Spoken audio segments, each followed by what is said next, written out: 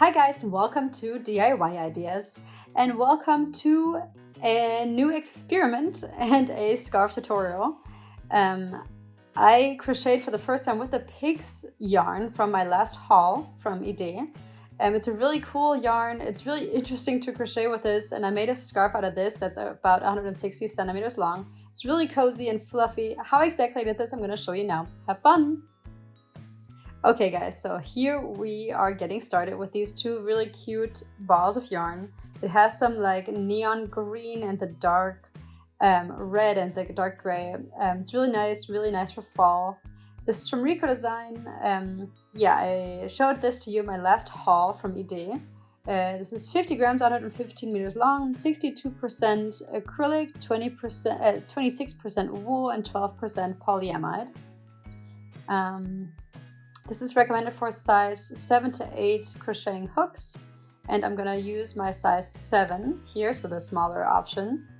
I haven't actually tested crocheting with this. I'm really interested to see how it's gonna work, and I'm just gonna start here with the first ball of yarn just to see a few more details here. The color number here is number 2. This is the mix of the neon and then the dark red and the dark gray. Both balls of yarn look a little different. You could have maybe seen that already.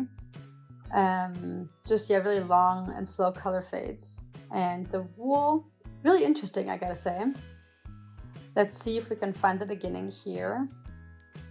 We have here a mix of the gray and like the neon green. And I'm gonna start here with some chain stitches. That's always great to start with and to test the wool with. So I'm going to start here with 10 chain stitches just to see how easy it is. 3, 4, 5, 6, 7, 8, 9, 10. Okay, so 10 chain stitches here. And it's really fascinating. I can't really see the stitches just because there's so much structure already in the wool, so it's kind of hard to see what I'm trying to do here. So I'm gonna add a few more chain stitches here. I'm going to 15, 4 and 5, so now I have 15. That's a nice width, I think, for a scarf. I'm gonna add 3 more here for height. And then I will go backwards in double crochets. And like I said, it's really hard here to see the stitches. As you can see, you can't really see much. As you can see, you can't see anything. So that's interesting. It definitely makes it a little harder. But I know I made 15 chain stitches plus 3, but so I'm supposed to crochet 15 double crochets here as well. 3,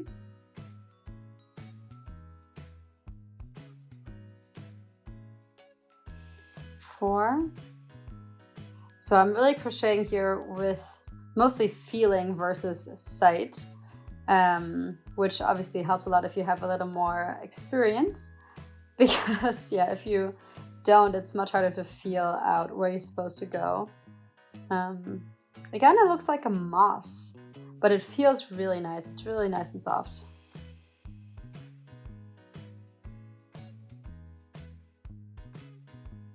Okay, I'm going to crochet to the end of the row here, just to see and count how many I have already.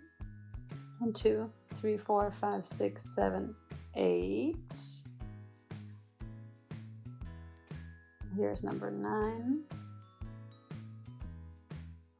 And in theory, there's supposed to be 6 more. Let's see. 7, 8. Wait, no, now I really lost count. I'm just going to continue crocheting here and then I'll count. And I'm just gonna hope that I did it all right.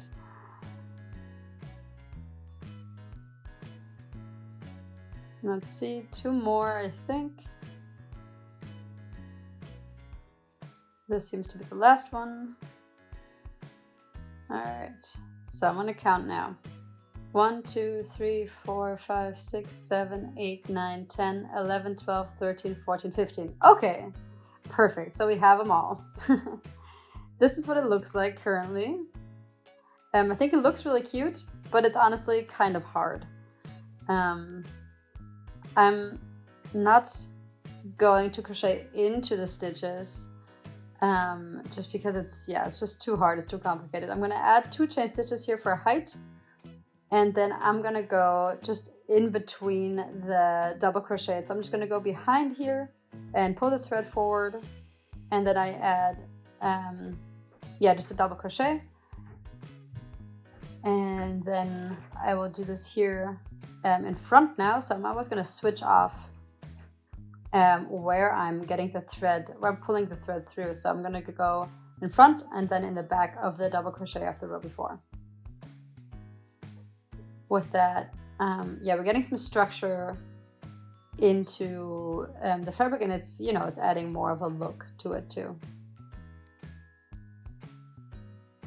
And so I'm just gonna keep going, this time in front of the double crochet. Now behind.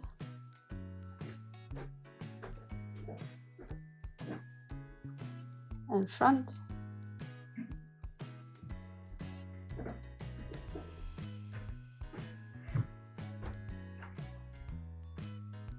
And you can see here the kind of the structure a little bit. In the next row we're going to do the same, but it's going to be switched off. So it's, if you went in before on the row before, you're going to go behind on the row after.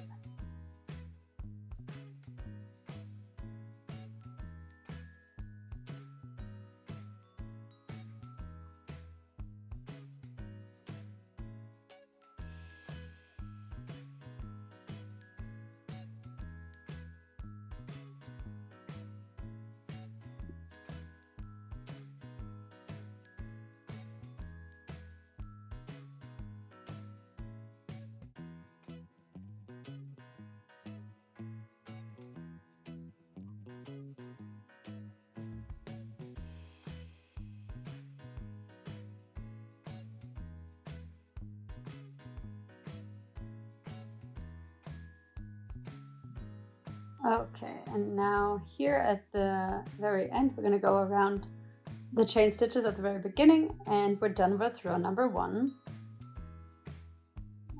So yeah, just a really special, very unique look here. And then now we're moving into the dark gray area. But, oh, this looks like, this is actually knotted here. So most of the time here we have really slow color fades, but this is very abrupt here. But we'll see that when we get to it. So, I'm gonna do the same thing. Basically, I'm gonna go look what I did in the row before, and we're gonna go and do the exact opposite of what we did. So in the row before, we went behind the double crochet. And so in this one, we're gonna go in front. And you can see the difference here. Okay. And here we went in front, so here we're gonna go behind. And then we're gonna keep switching off.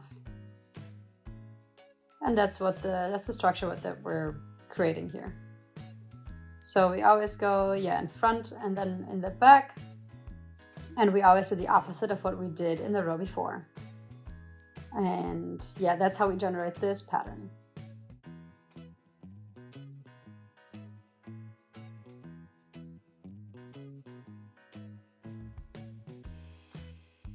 Okay.